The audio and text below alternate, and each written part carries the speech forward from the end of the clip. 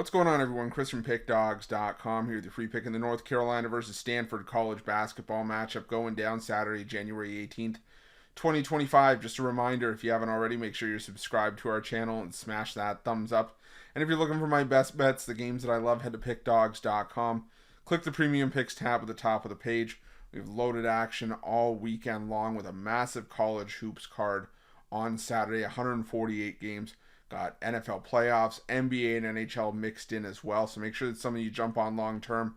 You can jump on, or even you jump on a daily pass, whatever you choose to do. Use the promo code PICK at checkout for 15% off your purchase. But if you hop on something long term, you're going to get all the plays that I put out. You're going to get access to everything. And a lot of times for me on Saturday, those 3-day and 7-day passes are actually less than buying each of Saturday's daily packages individually. So something worth considering. But we've also got products for those who make big bets and for those with big bankrolls.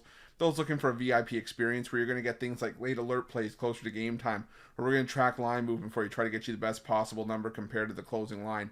So if that sounds like something that you're interested in, text the number on the screen for more information, even if it's just to find out if it's right for you.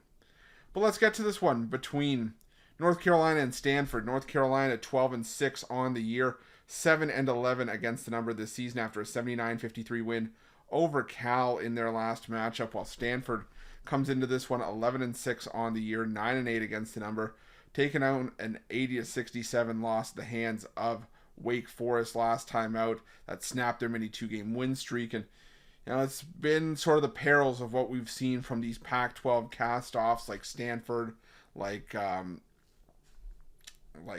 Cal in the ACC, like UCLA and USC sometimes in the Big Ten, and Washington as well, where these teams that are out on the West Coast, they're in for some tough travel spots. And we saw it in football. We're seeing it sometimes in basketball, like I said, as well, where these West Coast teams are making the trip and they're not having a ton of success. We've seen it from Stanford. They went from Oregon. They went to Clemson, got blown out, stayed on the East Coast and still lost to Pitt by double digits. They went home for games against Virginia Tech and Virginia, went back out to Wake Forest, and then got blown out by the Demon Deacons.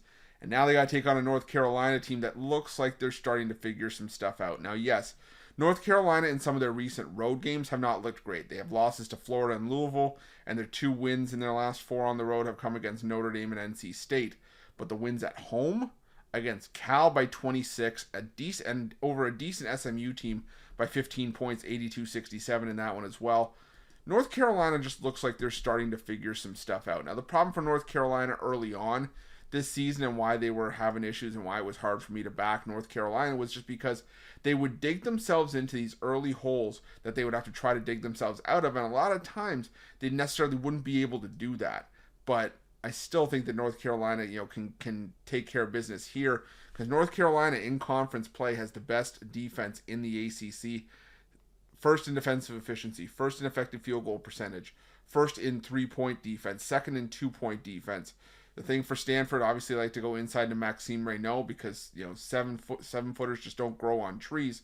And if you're looking for Stanford, well, that could be your edge inside, because it's a very, very tall and a very long Stanford team. It's 22nd in the country in average height, while North Carolina 314th.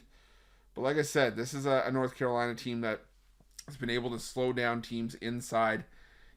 They're taking care of business. In Stanford, for how much they have in terms of size, they don't go inside all that often. They're 16th out of 18 teams in the ACC in terms of point dependency by way of 2-pointers.